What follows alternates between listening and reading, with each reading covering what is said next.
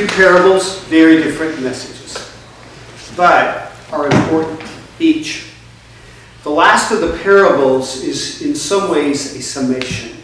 Jesus, all through what we call the 13th chapter of Matthew, has been giving them a whole series of the sower who goes out to sow, the woman who puts the meal, the yeast into the flour. All of these parables laying out, in essence, an expression, importantly, of what God is doing. In each of these parables, God is the actor. So that even when we get to this parable, which is the story of these fishermen who lay out this enormously large net between boats, if you've ever seen it, and then they will pull the net to shore, sort of an ancient version of Deadliest Catch. And what happens, of course, is that this huge, enormous net is absolutely indiscriminate about what gets in the net. It's not just every kind of fish, but actually, and the Greek indicates this, any kind of creature that's in the sea that gets caught up in the net, all lands on the shore, and then the fishermen come and they sort of separate out what's in essence useful, marketable, what they can eat and sell, and then what used to be called trash fish, useless, not good for really much of anybody. Even in this parable, as much as we're so akin to, I will make you fishers of men, the fisherman in this story is a symbol for God. What God is doing. God is the one who has thrown the dragnet into the sea, and his inexorable movement in history is moving toward a climax where in the end all is made right. Every knee bow, every tongue confesses that Jesus Christ is Lord. Judgment is final. Redemption is secure. That's what God is doing. The whole expression of these parables is not so much, you get it in other places, but not so much, well, I need to get busy and put yeast in the flour. I need to be the one who is out there sowing seeds. No, as Jesus even explains to his disciples, the sower of the seed actually is the Son of Man. God is the one who is pulling in this net. So what's the message for us? Well, number one, this is God's movement in history. This is what history is up to. This is what God is doing. He is, in his own way, all through human events, literally drawing people to himself. But if I'm not a fisherman, then who am I in this story? God willing, I'm the one in the net. And it's a call to humility, because what you do not expect and would be cartoonish to have happen is that once all of the sea creatures get on the beach, that one of the fish in essence gets on one fin, looks up at the fisherman and says, he should be over in the trash fish pile, not with us. and there's a point in that. I mean, the point is that only happens in cartoons, and it's just as ridiculous for the fish to speak to the fisherman as it is for us to make final judgments about people's eternal destination. It's ridiculous. It's cartoonish. How can a roach say to a human being, I'm not worthy of being smushed? Can you see the discontinuity of what the parable is trying to teach us here? That we're the ones in the net. We're not the ones doing the separation. And the one who organizes the separation is God. And we don't get to be a part of that. In fact, we're not equipped to be able to be a part of that. So does that mean we just sort of flow along with the current? Oh no.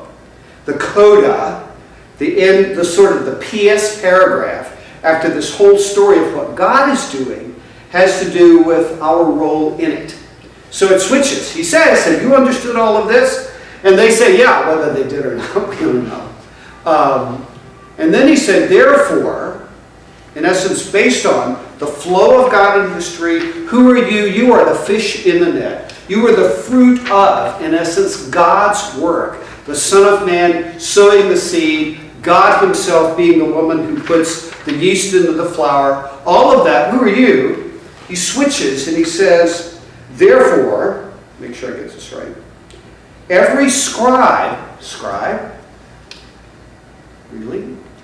Every scribe who has been trained for the kingdom of heaven, in other words, I've got a responsibility in this thing, is like the master of a household who brings out of his treasure what is new and what is old. First of all, a scribe is someone who is both a teacher and is being taught. Both are true. In other words, to step into the place into which I've been called means I'm always learning. I'm always learning. I never just sort of settle in. I'm always looking for a different voice. I'm mining the work of those behind me. I'm trying to figure out what is the best way, since I'm a teacher, to communicate, to instruct, to speak into the lives of other people the truths of the kingdom of God. In other words, I am not a passive fish lying on the beach. That's not the whole story. I actually have, of course, different analogy, I actually am a part of something here. So, what it says about us is, we are people who are looking for opportunities, asking God to make room for opportunities, for us to be the one to pass on what it is that we are learning. And, like any good teacher, not just a question of giving out information, but actually trying to model something of what it is that we know. Because the Christian faith is an embodied faith. It's not just a series of doctrines. It is something that actually changes a life. And therefore, to embody and express in our life that which we believe is as much a part of being teacher as someone who knows how to stand up in front of a class. In fact, more importantly so. All of us, regardless of our upfront gifts, have both the calling and the capacity to express something, to express the gospel in some way that actually is beginning to have an impact on the life of another person. None of us are, in essence, out of that league at all. But what is it that we are expressing? Going back to the parable, we have this treasure. In other words, the one who the scribe is likened to, in essence, the head of chief of staff in a mansion would be a good analogy, who literally has at that manager's disposal everything that's on the estate. Everything from antiques that go back hundreds and hundreds of years to the latest tech gadget that just showed up. And that, in fact, all of us in this responsibility of being that vessel literally have at our disposal all that it is that God has given us. You see, our temptation is to lock in, to keep the analogy going, our particular preference for a certain kind of furniture, whether it be mid-century modern or whether it be a 19th century antique. And therefore we have a tendency to think about that as sort of the epitome of what good craftsmanship actually looks like, or what really is the stylish thing to do in the moment. And the warning of the parable is to say, oh, no, you actually have the whole house. So please don't see the whole house through the lens of that one 19th century chair. Or to make the analogy continue, don't look at all of Christianity through Martin Luther, or St. Augustine, or the latest Pentecostal move of the Spirit. All, as Paul says again and again, all things are yours. Literally the whole counsel of God. Movements capture a point in history and make that the lodestar for the way they view everything else. The kingdom is bigger, much bigger. And so who are we? We have a huge, vast set of resources as we who are called scribes. Sure, there will always be places where we resonate. I follow a young friend of mine on Twitter, and he's quoting Augustine's Confessions this morning. There's a new translation out, and he's quoting the things that he really likes. And I know, you see, because I know a little bit about his life, is that the reason the Confessions are so meaningful for him is that they're actually articulating a longing for freedom that he has yet to experience. Well, he's actually using the very thing the parable commands. It's not just, I once was lost, but now I'm found, even though that's where we always all start.